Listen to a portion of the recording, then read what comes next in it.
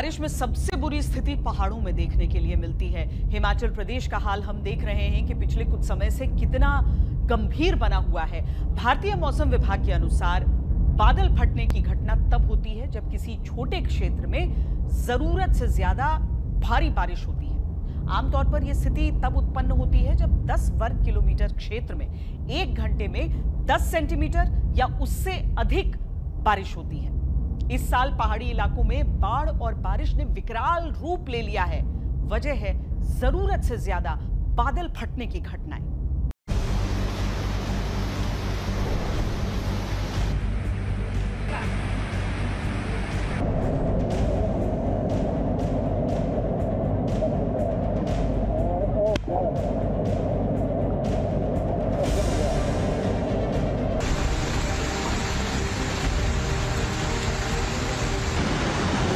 ये कोई फिल्मी सीन नहीं है। ये हिमाचल, उत्तराखंड और जम्मू कश्मीर की वो हकीकत है जो हर साल मॉनसून में नजर आती है।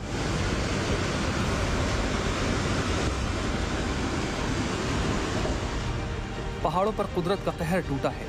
पहाड़ों में इस वक्त सिर्फ बारिश नहीं हो रही, कहर बर्पा हो रहा है। कभी नदियां उफान पर हैं, कहीं पहाड़ दरक रहे हैं। कोई फायदा नहीं ना लाने का।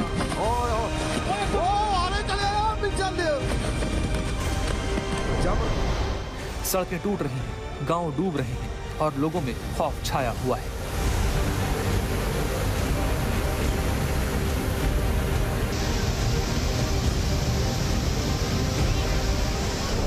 अगर ये रात की घटना होती तो हिमाचल प्रदेश के लाहौल स्पीति में बड़ी अनहोनी हो जाती। लोगों को संभलने तक का मौका नहीं मिलता।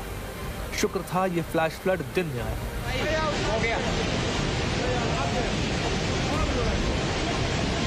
देखिए कैसे अचानक से फ्लैश फ्लड आ गया। ऊपर कहीं इतनी ज्यादा बारिश हुई कि उस पानी ने बाढ़ का रूप ले लिया।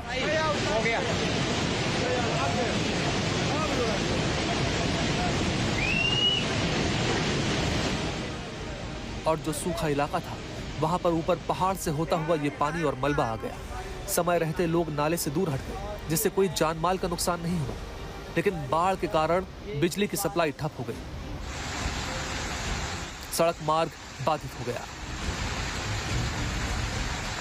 यही फ्लैश फ्लड जब नीचे की तरफ आया तो इसमें बहने से कुछ लोग बाल बाल बच गए। ये लाहौल में उदयपुर किलाड़ रोड की घटना है, जहां एक गाड़ी मलबे और पानी के तेज बहाव में फंस गई।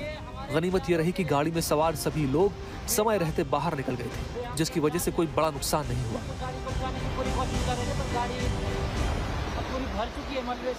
लेकिन गाड़ी इस मलबे में दब गई। शनिवार को आए संकट की सबसे हैरान करने वाली ये तस्वीर।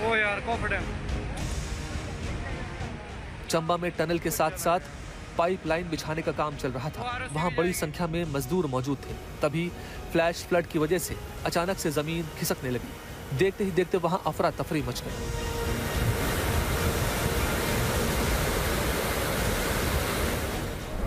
तेज धार में प्रोजेक्ट के पास खड़ी खड़ी बड़ी गाड़ियां बहाव में बहने लगी।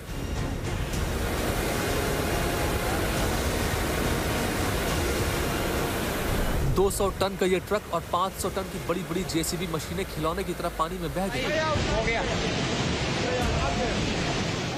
प्रोजेक्ट में लगे मजदूर जान बचाकर भागने लगे। भूस्खलन का मलबा प्रोजेक्ट के कई हिस्सों को बर्बाद करके आगे निकल गया। पाइपलाइन के लिए लाई गई बड़ी बड़ी लोहे की पाइप्स तेज बहाव में तिनके की तरह बहती चली गई। पाइपलाइन का पानी कम हुआ।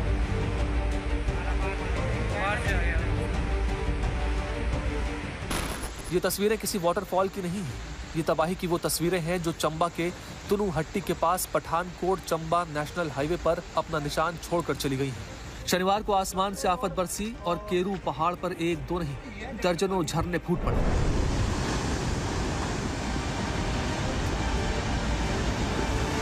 पानी का बहाव ऐसा था कि जो कुछ रास्ते में मिल रहा था सब बहता जा रहा था। इस वक्त पूरे हिमाचल के पहाड़ों का यही हाल है। कहीं फ्लैश फ्लड आ रहा है तो कहीं भूस्खलन हो रहे हैं। पहाड़ों से बड़े बड़े पत्थर गिर रहे हैं। बुरा हाल है, फोर लेन कोई फायदा नहीं ना लाने का। पहाड़ के पहाड़ गिर जा रहे हैं। जबरदस्त ताला भैया।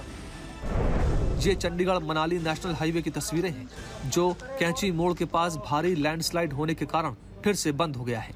सड़क का एक बड़ा हिस्सा धंस गया, जिससे हाईवे पूरी तरह क्षतिग्रस्त हो गया। इस बरसात ने 2013 की आपदा की याद दिला दी।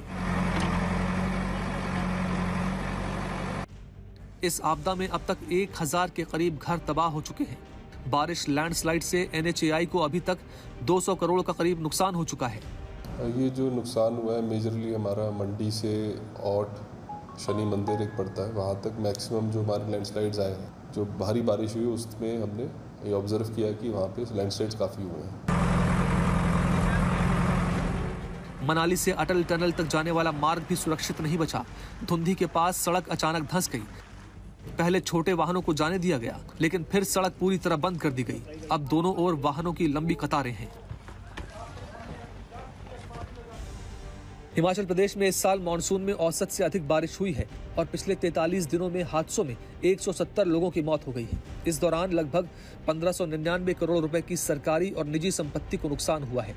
पिछले 43 दिनों में ही 289 सड़कें बर्बाद हो गई हैं और 346 बिजली ट्रांसफार्मर ठप हो गए हैं। बीते 24 घंटों में पूरे प्रदेश में ही बहुत से स्थानों में हल्के से मध्यम बारिश दर्ज की गई है। इसमें स्पेशली डिस्ट्रिक्ट चंबा है, जहां heavy to very heavy rainfall witness की गई है। डिस्ट्रिक्ट चंबा में चौड़ी में 120 mm के आसपास बारिश विटनेस की गई थी। उसके उपरांत कुल्लू, हमीरपुर, बिलासपुर, ऊना, यहाँ पे मॉडरेट कैटेगरी की बारिश दर्ज की गई थी। लगातार हो रही बारिश से पहाड़ कमजोर हो चुके हैं और अब बड़े प्रोजेक्ट्स पर भी इसका सीधा असर दिख रहा है। उत्तराखंड में अब तक बाढ़, बारिश और लैंडस्लाइड से 22 लोगों की मौत हुई है। सरकारी आंकड़ों के मुताबिक 226 करोड़ का नुकसान हुआ है और 122 सड़कों पर भारी नुकसान हुआ है। 4 अगस्त से जो वेदर एक्टिविटी है प्रदेश में एक बार फिर से पिकअप करेगी और 4 और 5 अगस्त को संभावना है कि पूरे प्रदेश में ही बारिश विटनेस होगी। कहते हैं पहाड़ों की खूबसूरती दिल जीत लेती है, लेकिन जब यही पहाड़ टूटते हैं तो जिंदगी हार जाती है। ये मौसम की मार नहीं, ये चेतावनी है कि अगर हम अब भी नहीं जागे तो स्थिति और बुरी होगी।